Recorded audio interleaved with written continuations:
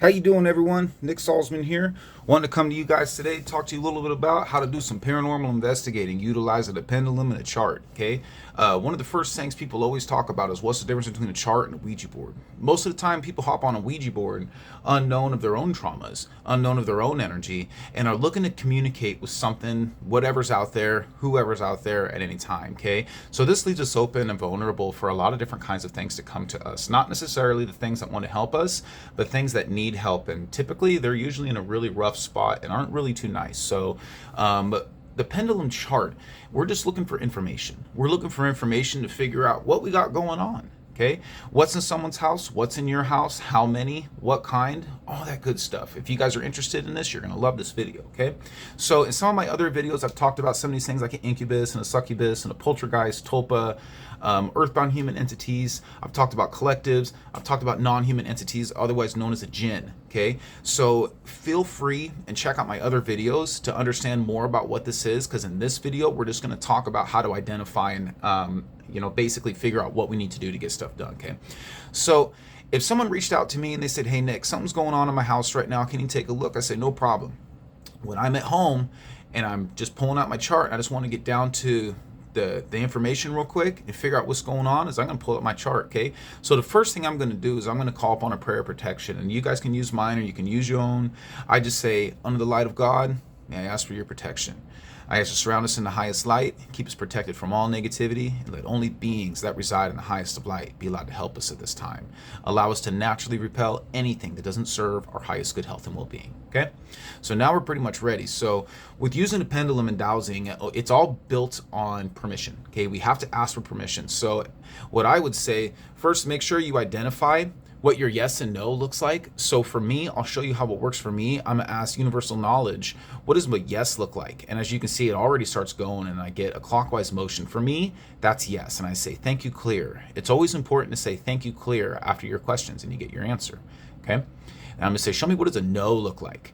And as for me, it is a counterclockwise motion. This is what I get when I use a pendulum. Okay. So you guys might be different, but for me, once it gets to this north-south swing where it swings back and forth, this is how I know that it's ready for my question, okay? So I'm gonna hold it right here in the middle over anything, okay? And the very first question I'm gonna ask is, do I have permission to ask about this person's house? Okay, I get yes. Perfect, thank you, clear. Okay, now I'm gonna ask, how many, does this house have any earthbound entities in it? Okay, so if I get a yes, perfect, then let's proceed. And I'm gonna say, okay, how many earthbound entities are in this house?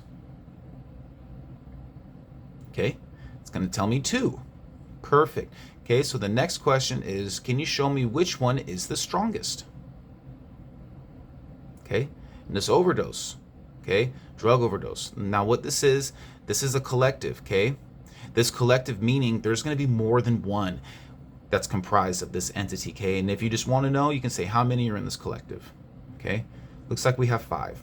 Okay, now here's a really, really important question that a lot of people don't ask. And that is, do we have any entities attached to the collective? No. Okay, so we're good. So we know that we're dealing with a collective of earthbound human spirits that all have a Christ spark. And the cool thing is, with a collective, we can connect to them all at the same time. We don't have to go through all 5 individually. We can connect to them all at the same time. Okay, and those of you guys are curious, this is my Furba pendulum. This is a mulberry one. I like using the Furba when I'm doing my charts because it's easy for me to read this tip. As you can see, there's a lot of little selections. Okay, and the tip makes it really, really easy. More of my pendulums work well for this, but my favorite is the Furba. Okay, so now I'm going to ask universal knowledge, what is the second strongest entity in this house? Okay, what we find is another collective, overdose of alcohol. Okay, so we have 2 collectives. Okay, now let's ask that same question we asked before, universal knowledge. Do we have anything attached to this overdose from alcohol? Okay, so we have 2 collectives here. How many entities are in this collective? Okay, 5. Okay, so what we're looking at here is 2 collectives, and this is all earthbound human entities. And so the way that I would approach this, now that we know what we're dealing with, okay, we know that there's no entities attached to them. We know that we're dealing with just these collectives, okay. You can basically go to my video on collectives and learn more about them. But how we're going to do this approach, okay, is I'm just going to say universal knowledge at this time. Do I have permission to connect to the higher self of all earthbound human spirits in these collectives? Okay. And as you can see, I get a big yes. And I'm going to say, okay, thank you, clear. Okay. And now remember, we take away their pain. We take away their memories of pain. And we want to nourish them through the Christ spark. Allow them to feel full, content, and complete once again. Okay. So after we do that, we always ask them if they feel better. And if we get a yes, then we proceed. Then we say, okay, are you ready to go to the light? And if we get a yes, we proceed. Then we ask them the most important question, and that is, are any of you afraid to go to the light? Okay. Yes, perfect. I was hoping that we would talk about this. Okay. So anytime we got one that's afraid to go to the light, you say, okay, tell you what, how about if I give you a preview of this place? How about I show you what it looks like, what it feels like before actually making the commitment to stay in this place? Would you be interested in that?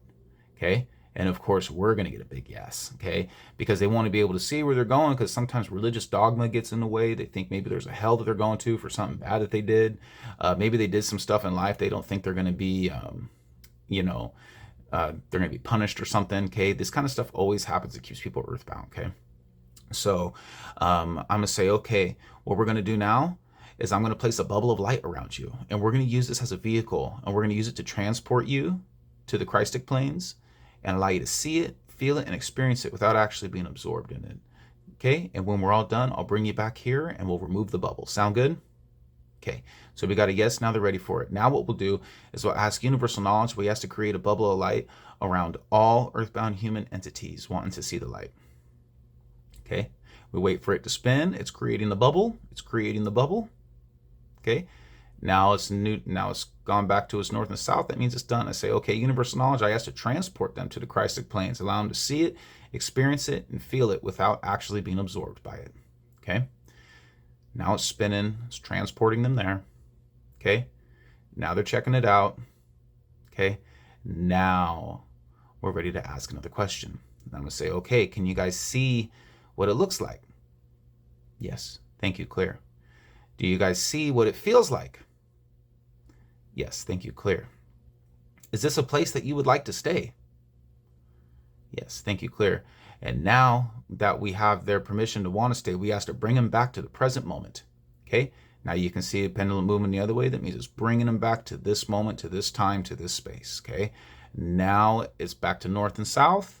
Okay, now we're ready to ask them the important question again. But first, let's remove the bubble of light on them at this time. Okay, always good to remove this bubble of light. We can put it on them and take it off. It's good practice, but it's also something that it aligns with their free will when we allow it to, okay? Say, okay, you guys feeling better? Thank you. Are you wanting to join your family and friends in the light? Okay, you're always going to get a yes. Thank you. Okay, are you afraid to go to the light now? Now they are not afraid to go to the light, okay? And now what we're going to do is we're going to say, okay, I ask that you look down in the middle of your chest and tell me, do you see a light here? Okay.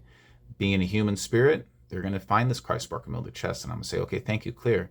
I ask that you look into this light, gaze into this light, and take a deep breath in with me. Ready? 1, 2, 3. Here, now we commence our ha breath. We inhale. Hold it. Exhale.